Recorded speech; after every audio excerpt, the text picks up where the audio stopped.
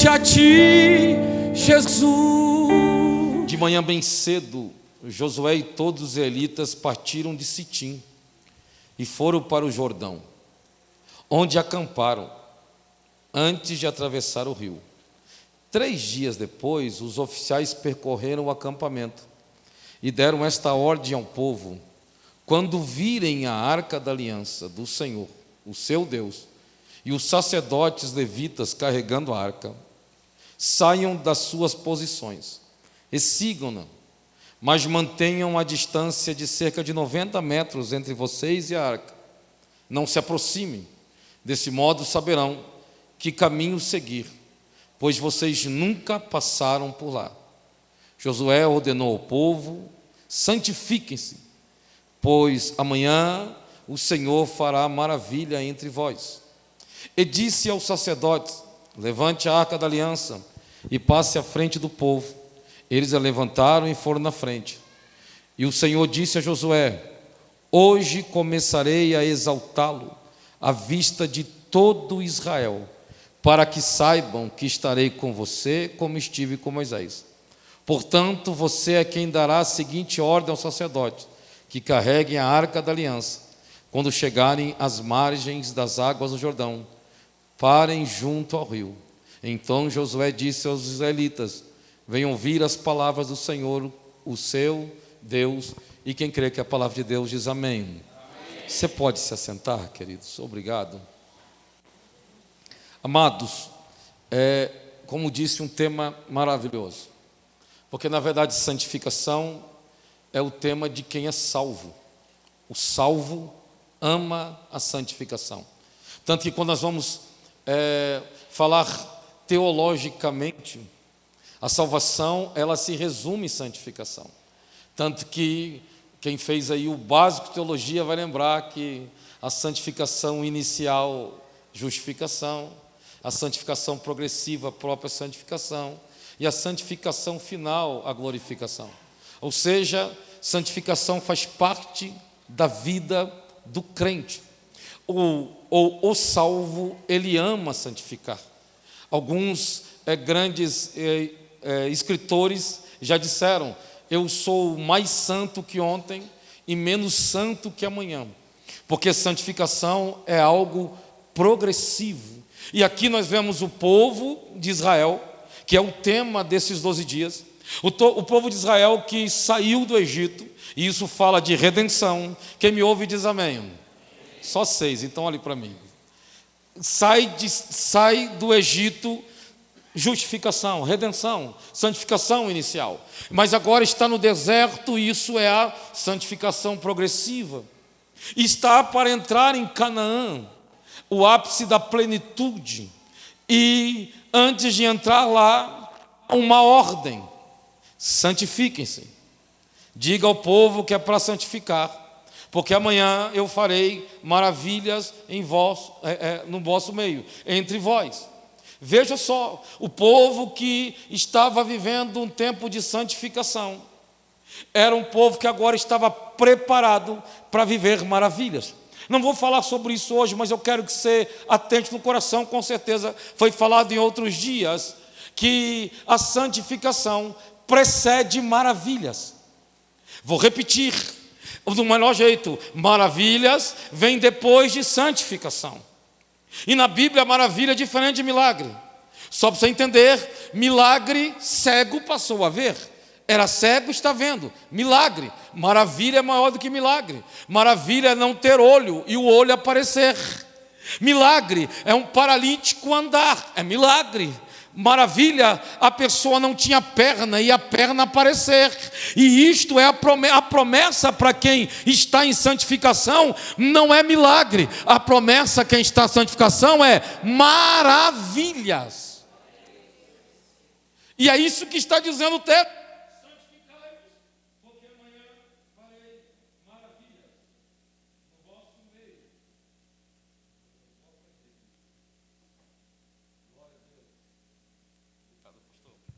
Aleluia. E é por isso que a irmã que começou aqui o culto, que ela estava lendo o Levítico, ela deu uma palavra que eu achei tremendo. E ela falou que santificação não é uma opção, Santificação não é opcional. Se você é salvo, santificação é uma ordem.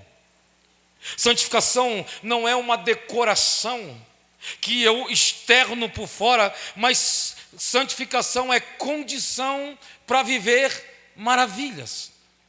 E eu peço a você que preste muita atenção, porque antes de entrar na mensagem, eu quero muito te lembrar que Deus um dia falou, que ela leu aqui em Levítico: sede santos, porque eu sou santo. A pergunta é: a gente pode ser santo? A resposta é sim. Deus nunca manda a gente fazer algo que a gente não possa fazer.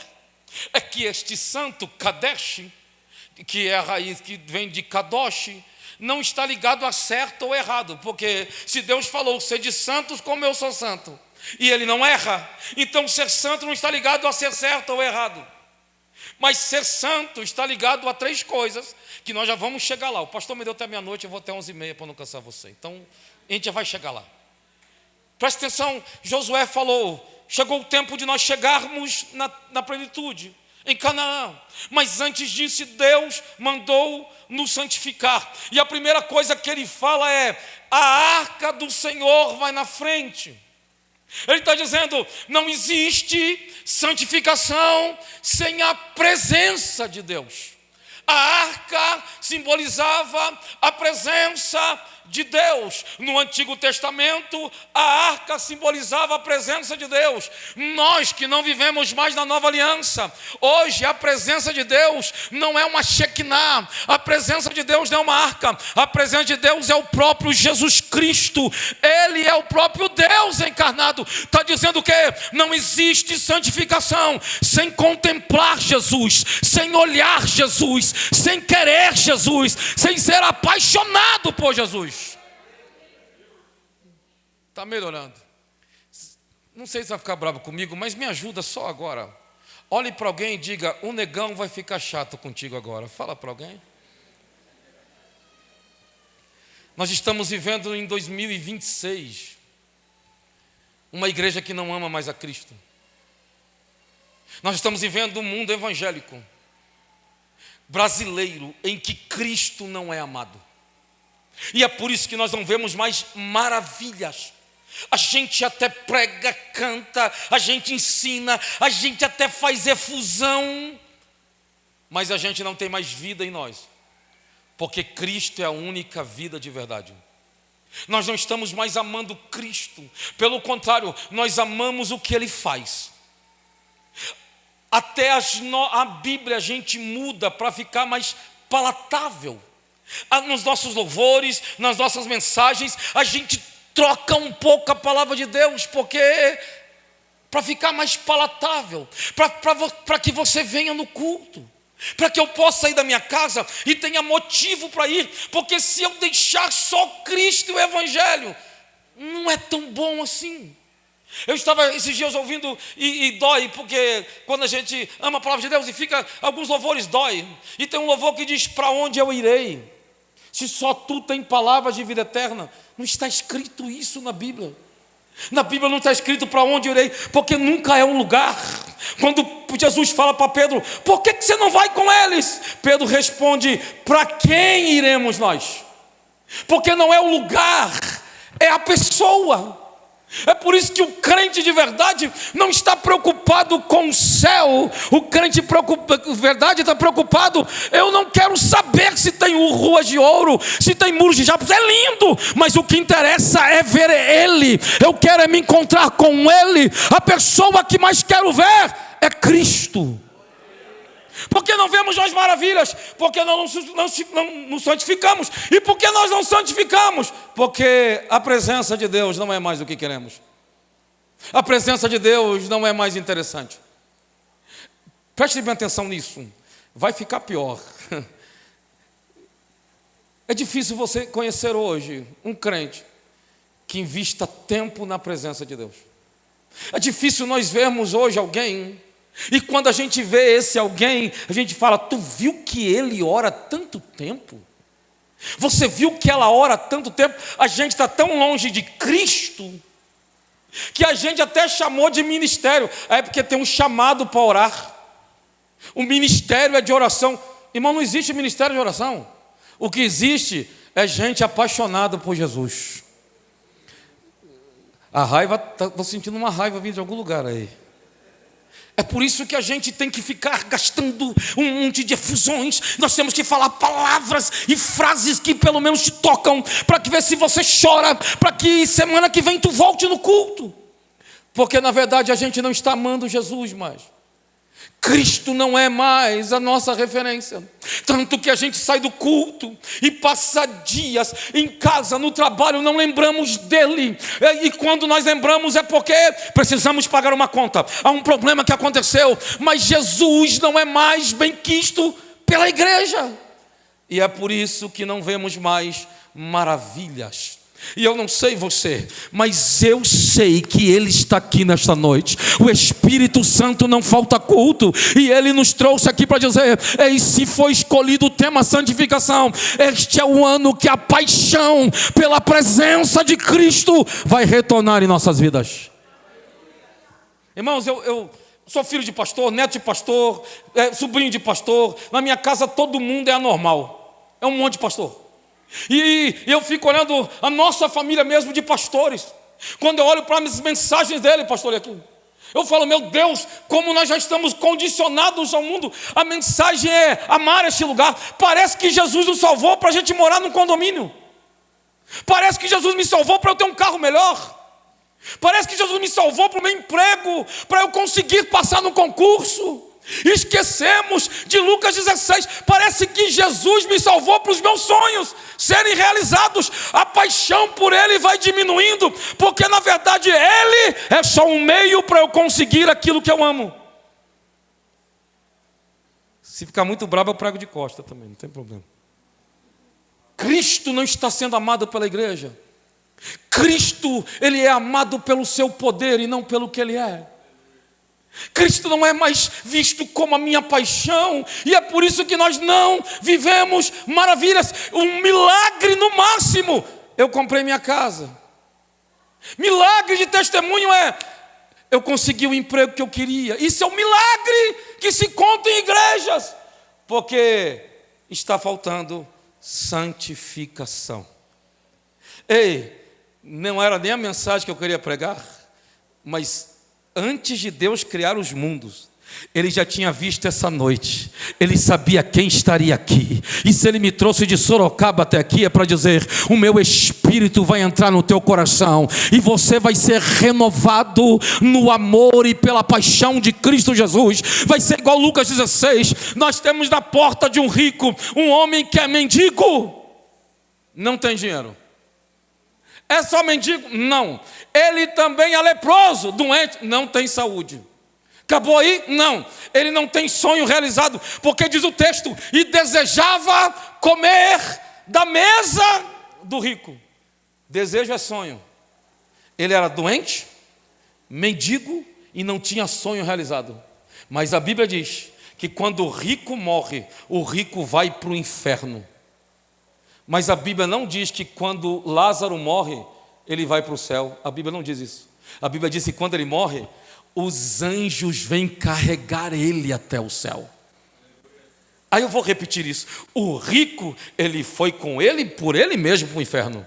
Mas o Lázaro, tu não vai para o céu sozinho, não. Veio anjos carregar ele, porque a nossa riqueza não é aqui, a nossa riqueza está na eternidade. Nós acabamos de louvar a Deus aqui, Maranata, ora vem Senhor Jesus. Sabe o que quer dizer? Eu não amo mais essa terra, eu não quero mais ficar aqui. Vem Jesus, Maranata, ora vem Senhor Jesus.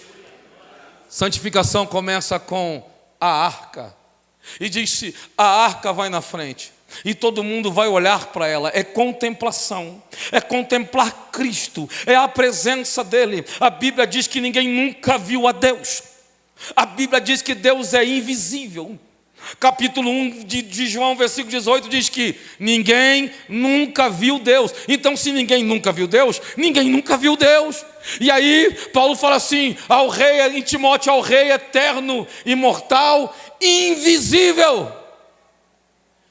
Aí tu pergunta assim, mas se Deus não pode ser visto, como é que ele foi visto no Antigo Testamento? É porque Paulo escreve em Colossenses que Cristo é a imagem do Deus vivo. Sabe o que ele está dizendo? Para contemplar Deus, você tem que olhar para Cristo. Eu vim aqui profetizar pela palavra e pelo tema que foi escolhido, que a paixão pela presença de Cristo vai voltar na tua vida. Deus vai te acordar de madrugada. E tem crente que acorda de madrugada e diz: ai meu Deus, eu perdi o sono, eu não dormi essa noite e eu fiquei para lá e para cá. Crente, se Deus te acordou, é para você orar. Crente perder sono é para orar, ainda vai tomar remédio para dormir. Crente perder o sono é para ir para a presença de Cristo. Deus está bradando aqui há 12 dias: santificai-vos, porque eu quero fazer maravilha no vosso meio. Isso aqui, irmãos, não é macumbaria gospel. Esse lugar aqui não é lugar de esoterismo gospel. Deus está dizendo: eu quero fazer maravilhas, mas volta a me amar, volta a amar a minha presença. Eu me lembro quando eu era pequenininho, neguinho, pensa um neguinho bonitinho, era eu, pequenininho. Eu me lembro que a gente ia para a igreja, na segunda noite era culto de oração, em uma segunda-feira à noite. E minha avó pegava a negradinha, que meu pai era do exército, aí meu pai saía do quartel e ia direto para a igreja, e minha mãe ia mais cedo, porque ela cuidava da parte das mulheres, e aí a minha avó pegava a negradinha, e vinha todos os negrinhos com a minha avó, e aquela negradinha era 7, 5 e 3 anos, eu tinha 3 anos, e eu era muito malandrinho, e eu falava assim: estou cansado, vó. Com a minha mãe dava certo, com a minha avó, anda. E a gente chegava na igreja, quando já era 8 da noite, a igreja estava lotada, culto de oração. E eu me lembro que eu dormia debaixo do banco. Já tinha um colchonete para o neguinho lá, porque a oração ia até as 10 da noite. Uma igreja que dobrava os joelhos e orava. Sabe o que acontecia? Um dia acordava uma criança de 7 anos, batizada com o Espírito Santo. Outro dia tinha gente que era curada na hora. Por quê? Porque quando há santificação, há maravilhas no nosso meio. A gente precisa voltar a amar Jesus.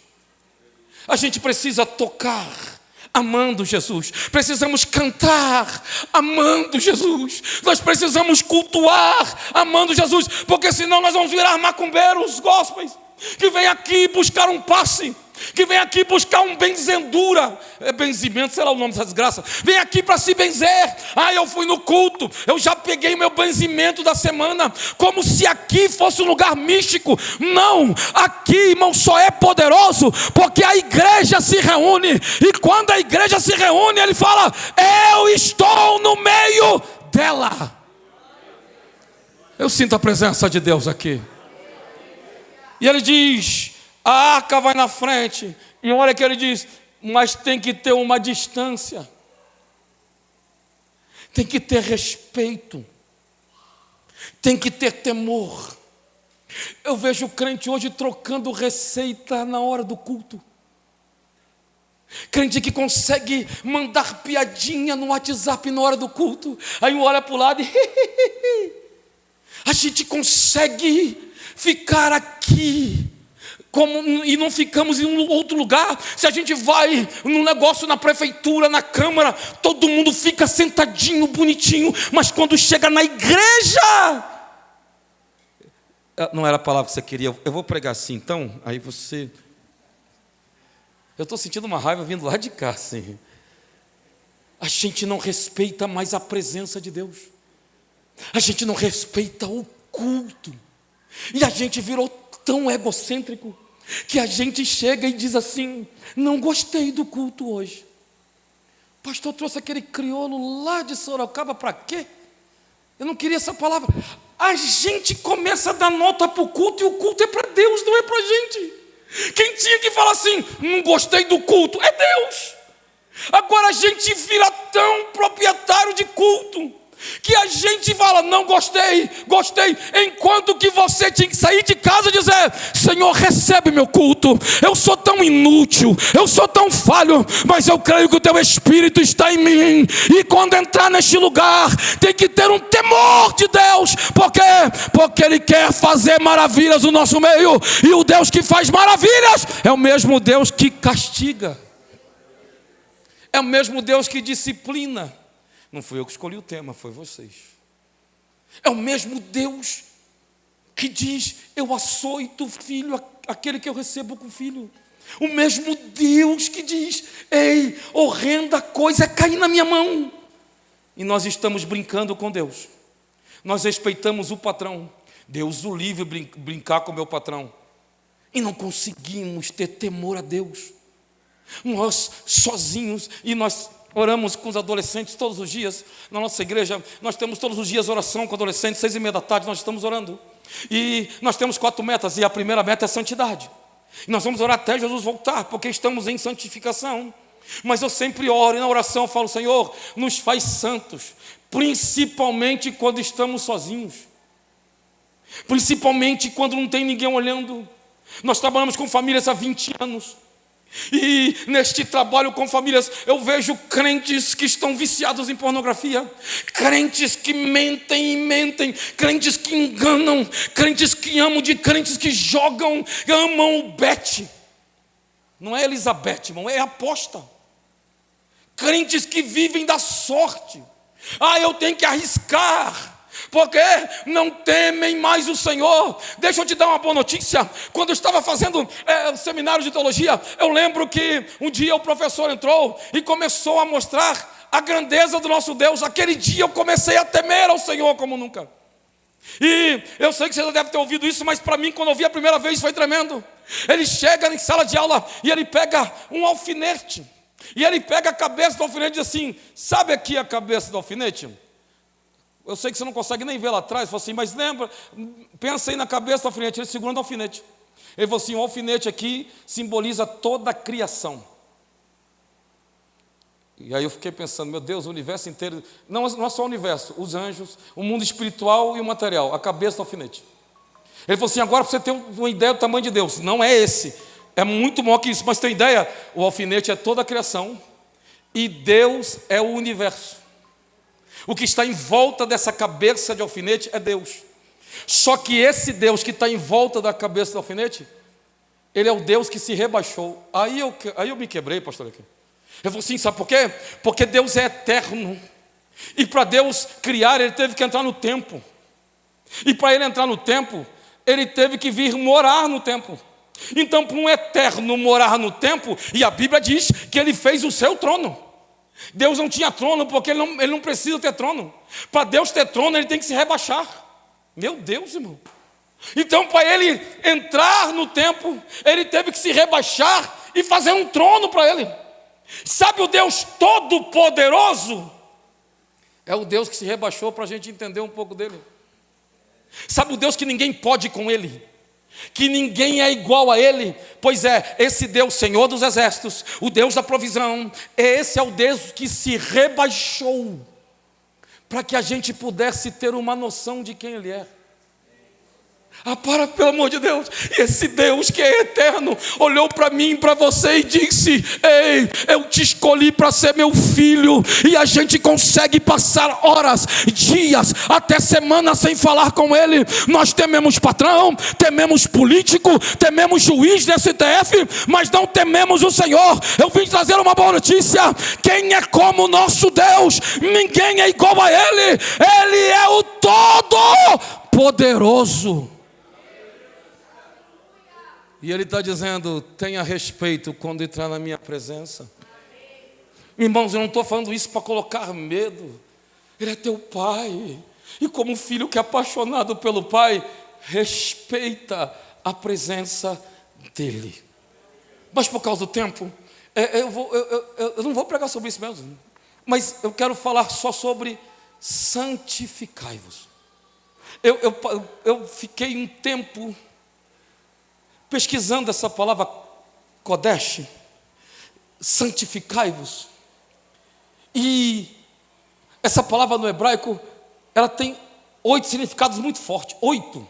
Olha o que é santificação. 8. Não dá tempo de falar as 8. Vou falar só uma. Eu já vi aqui que falaram separado, extraordinário. Pertencente é outra palavra. Mas tem uma palavra que é pureza, sem mistura. Ou seja, quando Deus está falando santificai-vos, quando Ele disse sede santo porque eu sou santo, Ele está falando assim: ei, eu não admito mistura. Santificado quer dizer sem mistura. Ei, é puro. E Deus está dizendo: está faltando pureza em nossas vidas. Aí eu sinto o peso da palavra de Deus aqui nesta noite. Está faltando pureza em nós. Que Ele está falando, santificai-vos, purifiquem-se. É por isso que tem um versículo na Bíblia que está escrito assim, ó: se tiverdes fé, como, não é do tamanho, mas é como o grão de mostarda. Se fosse do tamanho do grão de mostarda, aí tu podia dizer, é porque ele é pequeno. Não, mas a Bíblia diz, se você tiver fé, como... Sabe por que ele fala como o grão de mostarda? Porque é o único grão que não pode ser misturado. Ele não é híbrido. Não tem como você tornar a semente de mostarda híbrida. Ela não se mistura. É Jesus dizendo, sabe, é pequena, mas ela não se mistura. Tem sementes muito maiores, tem sementes melhores, mas diferente de todas, a de mostarda, ela não se mistura. E a nossa fé tem que ser sem mistura, santa.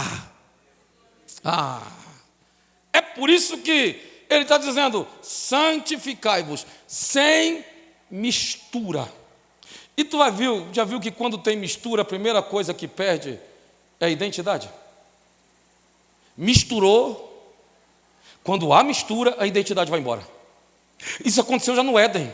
A primeira pergunta de Deus para o homem, aonde está? A segunda é, quem foi que te disse? Quem foi que te falou para comer do fruto? Sabe o que Deus está dizendo? Rapaz, tu já se misturou. Se a pureza foi embora, é porque tem mistura, e se tem mistura, perde a identidade.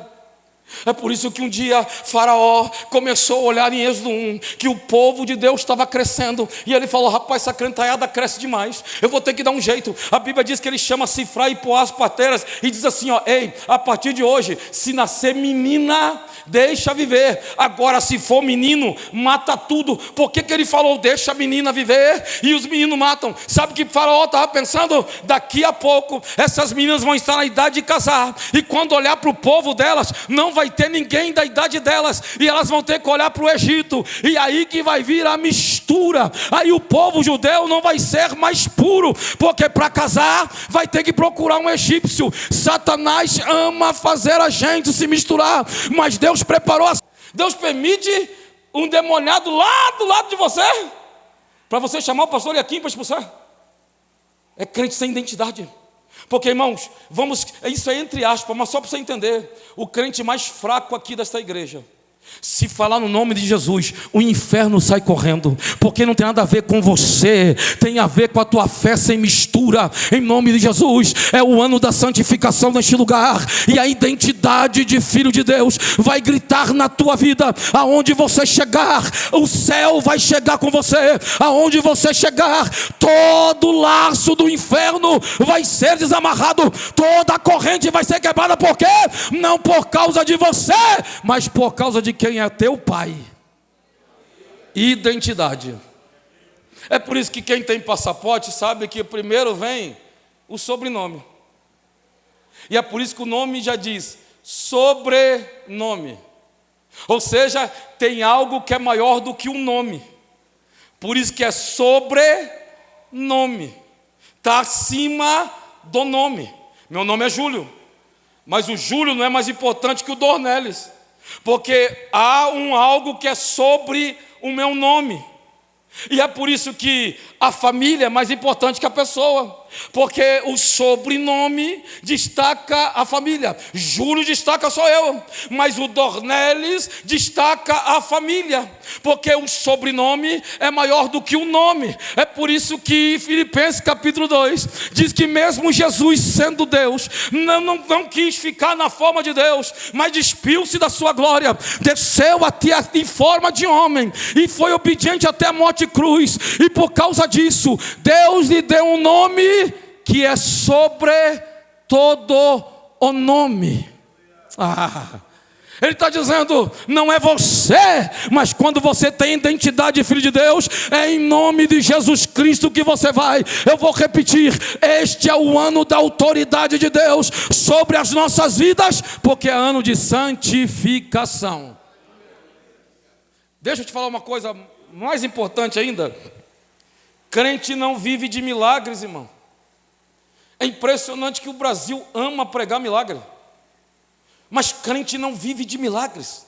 A pastora acabou de falar aqui, a promessa de Jesus para nós foram 5, e das 5, 4 só é promessa de perrengue. E uma delas é, no mundo, tu não vai ter carrão. No mundo, tu não vai ter casão. Se tiver, porque você trabalhou muito, tá batalhando. Mas no mundo, tu vai ter aflições. A minha promessa para você no mundo é aflição. Ele está dizendo, ei, quer ser meu discípulo mesmo? Quero. Então primeiro, negue-se mesmo. E depois, tome a sua cruz. Para andar com Cristo, é perrengue. Porque a gente só é bom no perrengue, irmão. Crente bom é crente que passa perrengue. Crente que vai crescendo é crente que vai passando por provas. E é por isso que Paulo falou que a tribulação produz esperança. A tribulação faz a gente crescer. E parece, repito, que esqueceram. Parece que crente vive de milagre, irmão. Irmão, falou em milagre, crente parece que é viciado em milagre. E mais importante que o milagre é obedecer o que Jesus fala. Quando chegar em casa, leia Mateus capítulo 14. É lindo demais. Viu? O milagre de Mateus 14 dos pães está em Mateus, Marcos, Lucas e João. Estão nos 4 evangelhos. Mas o milagre que Pedro anda sobre as águas só está em Mateus.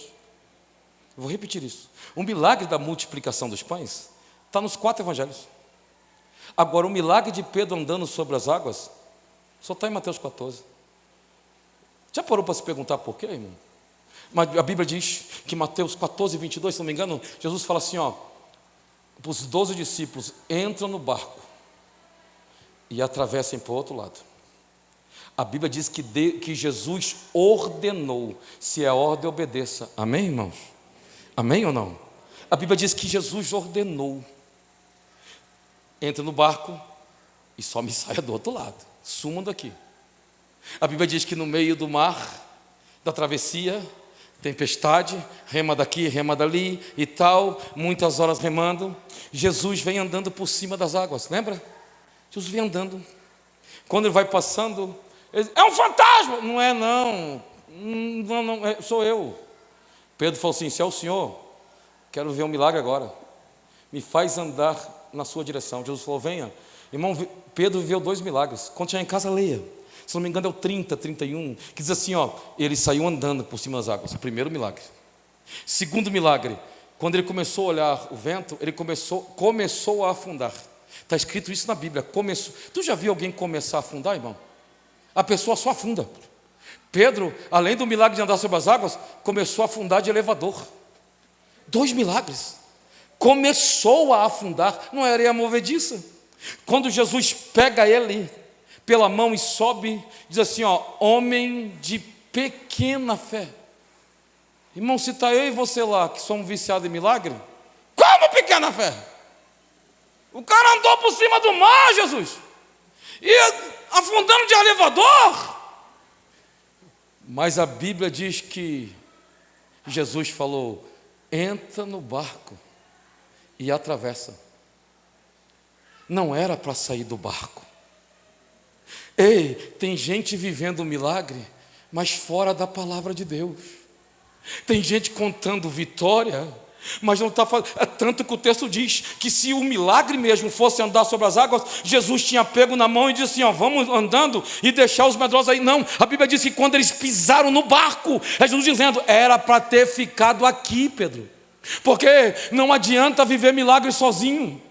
Se Deus for fazer um milagre na tua vida, é porque Ele está de olho para você abençoar os outros. Milagre nunca é pessoal, milagre sempre tem a ver com a presbiteriana renovada. Se você tem um milagre, não é para você, é para os outros.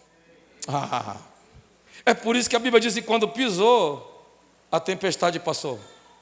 Porque, irmãos, identidade de crente não é viver milagre. Identidade de crente é: se me abrir a porta ou não, se fizer o milagre ou não, eu fico com a palavra dele. Eu não murmuro, eu não esmoreço, eu não desisto, porque a minha identidade é de filho de Deus. Deixa eu te dar uma boa notícia. Este ano vai dar coisas erradas para você, porque você está vivo e porque você é filho de Deus. Este ano vai dar coisa certa? Vai dar também, mas vai dar muita coisa errada. Este ano muitas coisas vão dar errado. E qual é a diferença? É que o crente maduro já não fica mais preocupado se vai dar certo ou errado. Ele sabe que todas as coisas cooperam para o bem dele. Pastor, será que eu vou vencer? Não sei. Agora, uma coisa eu sei: você já é mais do que vencedor. Identidade. Quando tem mistura, perde identidade. Ei, quando tem mistura, perde a utilidade. Eu falei que ia ficar chato. O que é santificação? Volte a ser útil. Porque sem santificação tem mistura, e a mistura perde a utilidade. A vida está fazendo ovo de Páscoa uma vez, e ela está fazendo os ovos de Páscoa lá, e eu sou gordo, irmão. Tu já viu aquela pessoa falar assim: ó, eu sou gordo e nem como? Então você é doente. Porque a primeira coisa para ficar gordo é comer, irmão. E eu como, irmão. Como igual um cavalo, como? E aí ela está fazendo chocolate. Aí daqui a pouco eu estou ali, irmãos, e eu estou com um copo d'água assim, e gordo tomando água quando está com fome, começa a babar tudo, né? E aí eu comecei a tomar água, ela: cuidado com a água! Eu falei: que foi? Se cair no chocolate, acabou. Eu falei: mas que chocolate nojento, não pode ter uma gotinha. Não! Se cair água no chocolate aqui enquanto estamos temperando, fica inútil. A mistura traz inutilidade. E é por isso que nós estamos vivendo numa igreja inútil. Irmãos, eu estou falando isso porque eu vivo igreja todo esse tempo, e eu vejo crentes desesperados que vão no psiquiatra tomar remédio porque não conseguem dormir. E não estou dizendo, irmãos, existem doenças da alma, sim, doenças terríveis, mas crente que não consegue viver um problema, que já para. Crente que é tão inútil para o reino, que é melhor, Deus, como diz Oséias, não diz que é do meu time, não fala que você é meu, não, porque tu está trazendo um demérito para o reino. Porque não há mais santificação. Porque onde há santificação, há utilidade. É por isso que tem crente que trabalha 10 anos do lado de alguém. Tem crente que mora 10 anos numa casa e o seu vizinho nunca pisou aqui. O vizinho dele nunca foi num culto. Porque nós não somos mais úteis. E desculpa, irmão, se não é a mensagem que você queria vir, bem feito, é que Deus quer que você ouça. Deus está dizendo para mim e para você aqui: por que o teu vizinho ainda não viu uma oração tua? Por que o teu vizinho, quando te contou que o filho e a filha estavam mal, por que você não falou: deixa eu orar, viu, eu quero fazer uma oração dentro da sua casa? Porque o crente que está em santificação, ele não se mistura com o mundo. Ele não, ei, o diabo vem, tu vai entrar? Vou, porque eu não vou em meu nome, eu vou em nome do Senhor Jesus Cristo. Não tem nada a ver com a minha vida, não tem nada a ver com quem eu sou. Ei, tem crente que é corintiano, irmão. Já vi uns 6 aqui, já peca terrível, que é corintiano. E vai, não, ei, você não vai baseado no que você faz, você vai baseado em quem está em você, no teu Senhor e Salvador, em Cristo Jesus. Deus te trouxe aqui para dizer: seja útil. Olhe para alguém e fala assim: você tem uma cara de útil. Fala para alguém: carinha de útil. Irmãos, a minha avó morreu com Alzheimer. Eu amava demais, amava demais. Até hoje, quando eu lembro dela, dói meu coração. Amava demais. E minha avó, ela só sabia escrever o nome, assinar o nome. E ela, o que sabia um pouco de leitura, ela aprendeu com a Bíblia. Então minha avó, ela sempre trabalhou de empregada doméstica. A minha avó sempre trabalhou em casa de pessoas que tinham posses. Como meu pai era tenente do exército, e meu pai trouxe ela para morar com meu pai, e falava, só não precisa trabalhar, mas ela queria trabalhar, sempre trabalhou. E minha avó, uma vez, ela trabalhava só em casa de pessoas que tinham muito dinheiro. E uma vez ela trabalhou na casa de um coronel, e todas as casas que ela trabalhou, todas ela ganhou para Jesus, os seus patrões. Mas eu me lembro que ela trabalhou na casa do coronel Simval. E nessa casa que ela trabalhou, tinha outros coronéis. E tinha o padre Antônio, que era tenente. E chamava assim: Dona Nena, a senhora pode fazer um trabalho aqui para mim? Aqui na casa pastoral, na casa da paróquia? Minha avó, claro.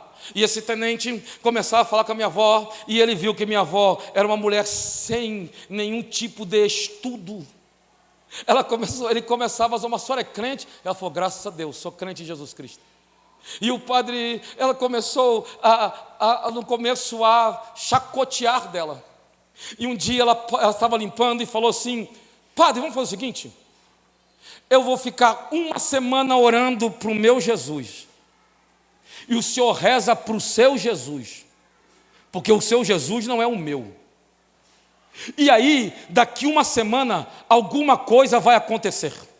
E quando acontecer, se for o seu Jesus, nós vamos saber que foi do seu Jesus. E quando for o meu Jesus, e se for o meu Jesus, a gente vai saber. Ele falou: como é que vai saber? É simples, daqui uma semana, se o senhor cair de cama, o meu Jesus quer lhe curar. Se eu cair de cama, o seu Jesus quer me curar. Ele: Dona Nena, a avó chegou em casa e pegou a negradinha, que era nós, já era um pouquinho maior, e falou: vamos orar, vamos orar. Adoece o padre? Foi: mata ou adoece? Não, adoece. Mas depois eu explico. E a minha avó começou a orar com o Senhor: mostra para ele que o Senhor é Deus, mostra para ele que o Senhor é Deus. 3 dias depois estava ele na cama: chama Nena, chama Nena. Aí chegou lá: eu estava brincando, Nena, ora por mim, Nena, ora por mim. Sabe que ele é hoje ele é capelão do hospital evangélico lá em Curitiba, pastor de uma igreja. Ei, a minha avó não tinha formação acadêmica, mas ela era útil para o reino de Deus, porque uma mulher que orava, uma mulher que amava a palavra de Deus, uma mulher que amava o jejum. Deus está dizendo: santificai-vos, para que você seja útil. Você já deve ter visto esse vídeo na internet de alguns. A minha esposa está aí, ela sabe que aconteceu isso. A minha avó com Alzheimer, eu entrava no quarto e ela dizia: Adão. Ela pensava que era o irmão dela, que morreu lá quando ela era criança. E ela perguntava: quem é esse povo aí? Meu pai, minha mãe, meus irmãos, os bisnetos dela. E eu falo assim: essa é crente, vó. É crente, vem só para comer. Crente gosta de comer, meu. Mas já fizeram comida? Eu falei: não, eles estão fazendo ali, vó. E eu falei assim: só lembra de mim? Você é o Adão. E eu ficava: eu sou Adão. Tem crente que é tão criança: ela não lembra de mim. Vai crescer. Eu não sei porque não lembra de mim. Não lembra você que está com Alzheimer, meu animal. Está com Alzheimer. E eu falava assim: eu sou Adão, tudo bem? E eu abraçava: tudo bem, Nena? Oi, Adão, e tal. E eu falava assim: Nena, o que você comeu hoje? Eu não lembro. Você não lembra mesmo? Eu falei: qual é o nome daquela ali? Da minha mãe, a filha dela. Ela: não lembro. Eu falava: que dia é hoje? Não lembro. E eu falava: quem é Jesus? Este é meu Salvador, o Senhor da minha vida, quem sou apaixonado por Ele. A minha avó morreu perto do meio-dia, mas antes de depois de 12:30, ela olha e começa a chorar e dizer: chegou a minha hora, Ele veio me buscar. Deus trouxe alguém aqui para dizer: este ano tu volta a ser útil para o reino de Deus. Aonde você estiver, a graça de Deus vai se manifestar na tua vida. Aonde você chegar, eu sinto a presença do Espírito Santo dizendo: aonde você chegar, o reino de Deus vai ser exaltado. Porque quem está em santidade é útil para a obra do Senhor. Eu vou falar só mais um para encerrar. A mistura perde a durabilidade. É por isso que tem crente que estava aqui e já não está mais. É por isso que tem um monte de igreja cheia, porque lá tem um dito senhor ou senhora que Deus usa em milagres. Aí eles vão para lá, porque na verdade Jesus que vá para o inferno, que eu quero só o que Ele tem. Depois que Ele me dá, eu vou embora. Depois que Ele me dá o que eu quero, não estou nem aí. Então Jesus que só me dê, o resto eu estou nem aí para Ele. É por isso que não tem durabilidade. Por isso tem crente que faz, ó, e daqui a pouco tem que visitar. O que está acontecendo, meu irmão? O que está acontecendo, minha irmã? Aí tem que visitar, pegar no colo. Aí tem que, não, Didinha de Jeová, não, a irmãzinha não quis falar isso para você, não. Ela é crente adulto, que tem que levar mamadeira gospel, tem que levar chupetinha gospel, para falar: não, vem cá, não é assim não. O irmãozinho não falou teu nome porque esqueceu, mas ó, eu vou fazer um culto só para falar teu nomezinho. Eu vou dar uma... Só de olhar já vi 4 assim, irmão, só de olhar assim. Tem 4 aqui assim. Só olha rapidinho. Aqueles crentes, e aí você tem que tratar com o maior cuidadinho, porque se ofende por qualquer coisa. E é por isso que não dura a vida com Deus, não dura a vida na igreja, porque não entende que vida cristã, não estou nem aí se lembrar do meu nome, que Ele cresça e eu diminua, que Ele apareça e que eu desapareça. Crente não consegue passar por provas. E eu vou te falar, crente, de novo, vida cristã é vida de prova. Porque senão tu não sobe de nível. Lembra do colégio? Da escola? Problema no quadro. Eu sou do tempo do quadro verde giz. Problema. Número 1. João tinha 20 laranjas. Chupou 2 e vendeu 7. Com quantas laranjas? Você só passava de ano. Você só subia de nível se resolvesse problemas.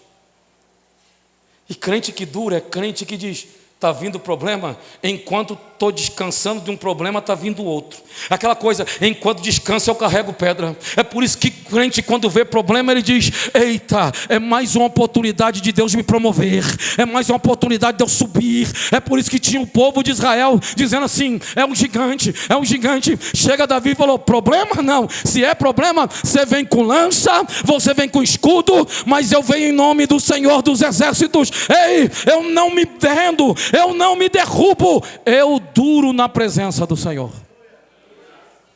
Crente, irmão, que se não tiver uma mensagem que agrade Ele, eu estou indo para outra igreja. Mas vai logo!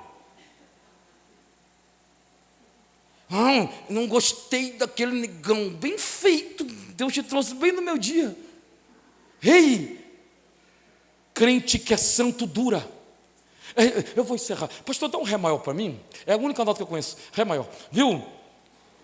Jó, o homem mais rico da terra. Não tinha ninguém mais rico do que ele. Isso é santo. E sabe o que a Bíblia diz? Que todas as madrugadas Jó levantava e santificava ele e a sua família com sacrifícios. A santificação era diária. E aí, era crente, irmão, crente. Eu gosto muito dessa história e eu gosto muito de trazer para o dia de hoje, para a gente entender o que é durabilidade. Imagine, pastor Eliakim, hoje aqui, Jó sendo membro. Pastor Eliakim, irmão, a igreja dá glória a Deus. Você imagina, Jó era o cara que era dono da empresa de logística, transporte. Ele tinha os camelos, os jumentos. Logística era com ele. Entrega, transportadora Jó, jumentos. Ele era o líder de transporte, ônibus, toda a rodoviária tinha um ônibus do Jó, que ele tinha camelos. Ele era dono, ele era um empresário dono, o master, o CEO dos CEOs do transporte, logística, de passageiros, e era o dono da maior indústria têxtil. Ele tinha ovelhas, além de frigorífico com o gado que tinha. Ele era a JBS do bem, irmão. Ele era a maior empresa de têxtil que existia. Ele era o dono da Cometa, de todas as grandes empresas de ônibus. E ele era dono, e tu imagina membro aqui, irmão. Imagina morando em Amparo, Jó. Você imagina o Jó aqui na igreja. Eu quero que você veja a história dele hoje.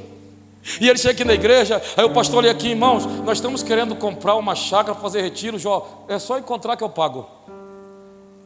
Quem que é um membro como Jó na igreja? Diz amém, irmão. Não tinha ninguém desempregado, porque Jó falava assim: ó, tem emprego, irmão? Não, tem emprego. E para pastor, fala aí no final do culto, estou precisando de gerente, estou precisando. Jó era este homem. Tu imagina Jó na igreja. Aí tem um culto, acabando os 12 dias hoje. Aí você não aguenta mais ouvir esse negão. Aí antes de acabar o culto, entra a Polícia Federal aqui. Aí tem um monte de camburão lá fora. Aí entra o delegado e diz: quem é Jó? Cara, aquele ali, o senhor, a partir de hoje, o senhor está na operação aí do careca aí. Então a partir de hoje, o senhor não tem mais um centavo, está tudo bloqueado. Casa, o senhor não pode mais entrar em nenhuma casa sua. Empresa, está tudo bloqueado. A mulher de Jó, imagina, os 10 filhos e a mulher olhando. Não, os 10 filhos nem estão. Os 10 filhos foram para a praia, numa van. E a mulher: o que está acontecendo? Não sei, mulher. Viu, o senhor não pode nem entrar em nenhuma casa do senhor. O senhor, teus bem está tudo bloqueado, cartão de crédito, o senhor não tem mais nenhum centavo. Eu fico imaginando o crente aqui na igreja: ah, eu sabia, todo esse dinheiro. Você imagina, irmãos, enquanto o Jó está aqui, o pastor ele aqui, com a pastora: meu Deus, Jó, pastora, eu não fiz nada. Aí o Polícia Federal: vamos ver se tu não fez. Quando ele está falando, toca o telefone celular, ele atende, só um minutinho. Os filhos dele estavam descendo na van, indo para a praia. A van capotou e morreram os 10. Agora Jó não tem casa, não tem dinheiro. Aí tu imagina aqui 10 caixões aqui na frente. Culto fúnebre com 10 caixões aqui. E o pastor aqui olhando para Jó e a esposa que não tem onde morar. Eu estou falando sobre durabilidade, irmão. E aí o pastor olhando para a pastora: meu Deus, o que eu vou falar? Tu imagina o culto fúnebre da cidade toda está aqui, porque é o maior empresário da história. E antes de sair os 10 caixões para enterrar, tem que pegar um caminhão e deixar ali para levar os caixões. Jó fala assim: pastor, eu posso dar uma palavra? Pastor, pode vir, Jó. Imagina Jó subindo aqui e falando assim: irmãos, é o dia mais triste da minha vida, com certeza. Eu estou no meio, ele fala isso, eu estou num redemoinho. Mas eu quero falar uma coisa para a igreja: nu saí do ventre da minha mãe, nu eu voltarei para lá. Deus deu, Deus tomou, louvado seja o nome do Senhor. Aí o pastor ele aqui corre, aí consegue na casa. Qual é o nome do irmão aqui? Tiago. O Tiago falou assim: pastor, eu tenho uma casinha lá, um puxadinho lá atrás. Se o Jó quiser ficar lá, tem um banheiro e um quarto lá para ele. Aí o pastor chega com um homem que é bilionário: Jó, tem a casinha do Tiago lá. Jó: mesmo, Tiago? Vou lá. Imagina a esposa de Jó, irmão. Eu conheço mulher que deixa o marido porque atrasou o carnê da Casa Bahia, irmão. Você imagina, a mulher perdeu os 10 filhos e perdeu tudo que tinha. Os aviões, helicópteros, tudo. Morando na casinha atrás da casa do Tiago. Aí o pastor chega para a pastora e fala: vamos lá visitar o Jó. Aí quando está saindo, chega o diácono: o senhor não ficou sabendo ainda? Não, o posto de saúde ali está interditado. O que foi? Pastor, apareceu umas feridas no corpo de Jó. Fede demais. A Bíblia diz que fedia a morte. Pastor, dói demais. Ele fica gritando de dor. A Bíblia diz que ele com caco de telha raspava para sair o pus, para aliviar a dor. Parece que eu vejo os crentes: mas o pecado desse homem, esse homem tem culpa? Vai sair, vai ser preso. Ei, agora Jó está falido, morando atrás da casinha do Tiago. E agora está com a ferida que fede e dói. O pastor, ao invés de ir na casa do Tiago lá, para ver Jó, vai para o lado, e quando vai indo para o posto de saúde, vê a esposa de Jó vindo atordoada, chorando. A pastora desce e fala: entra aqui, nós trouxemos uma cesta básica para a senhora. O Jó já foi para casa, não dá para suportar o fedor, mas vamos lá. Quando o pastor está chegando, o Tiago fala: entra, pastor, é lá atrás. O Jó já está aí. Quando o pastor, a pastora e a mulher de Jó estão chegando, escuto: te louvarei.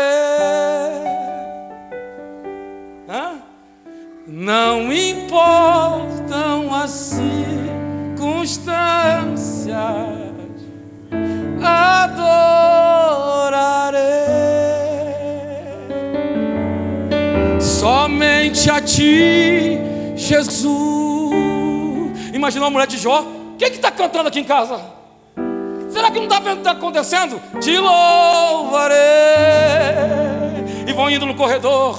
Não importam as circunstâncias. Abre a porta, é Jó cantando em meio às cinzas: adorarei somente a ti. Isso está em Jó 19. Cala a boca, homem! A mulher de Jó: tu ainda retém essa integridade, homem. Amaldiçoa esse Deus e morre. Jó para o louvor e diz: mulher, tu fala como uma maluca. É o TikTok que você fica vendo, só pode ser. Porque, mulher, nós sempre recebemos o bem de Deus. E agora que está vindo uma maré má, tu acha que eu vou deixar de adorar? Não, eu sou santo. E santo dura na presença de Deus, independente do que aconteça. Você imagina, pastor, tem culto hoje? O pastor tem um negão lá de Sorocaba que vem. Ele é chato, mas ele vem. Jó, eu posso ir? Pastor, põe um plástico lá, porque os meus pus acabam com o banco. Não, Jó, vou botar sim. Aí o pastor coloca um plástico, aí tem que abrir os vidros, porque a Bíblia diz que cheirava a podridão de morte. E eles vêm trazendo o Jó no carro, que o Jó falou assim: eu vou para o culto. Imagine Jó chegando aqui e o fedor tomando conta do ambiente. E diferente de muitos, Jó fica lá fora, porque ele sabe que o fedor vai acabar com o culto. Mas Jó fica lá fora, e diferente de muitos, eu vejo Jó dobrando os joelhos, dizendo: obrigado por mais um dia na tua presença, Senhor. Obrigado por mais um culto que o Senhor me permite cultuar o Senhor. Ei, o culto vai, o negão prega, e quando o pastor vai acabar o culto, tem um bilhete, e o pastor fala: irmãos, antes de acabar o culto, Jó 19 ainda, estou em Jó 19. Jó quer dar um testemunho. Tu imagina Jó entrando aqui, o pessoal fechando o nariz, e Jó vindo aqui, se arrastando no corredor, e alguém dizendo: vai pedir uma oferta. O bilionário vai pedir dinheiro, o outro vai dizer: não, vai pedir cesta básica. Que situação. O outro vai dizer: não, ele vai pedir remédio. Imagine Jó chegando aqui, o pastor e aqui: fala, Jó. E Jó pegar o microfone e dizer assim: irmãos, eu pedi o testemunho só para agradecer aos irmãos. Obrigado por ter me cuidado todo esse tempo. Mas, irmãos, eu quero dizer uma coisa para os irmãos, para não ficarem em paz. Eu quero dizer que tudo que eu tinha não era meu. As empresas, o que eu tinha têxtil, o frigorífico, nada era meu. Os filhos, herança do Senhor. Eu só pedi a oportunidade para dizer que tem uma coisa que é minha e ninguém toma. Parece que eu vejo Jó dizendo: eu sei que o meu, este é meu. Eu sei que o meu Redentor vive, e por fim há de se levantar sobre esta terra. Eu não desisto dele, eu vou durar, e se eu tiver que baixar até a sepultura, eu não desisto de adorar ao Senhor.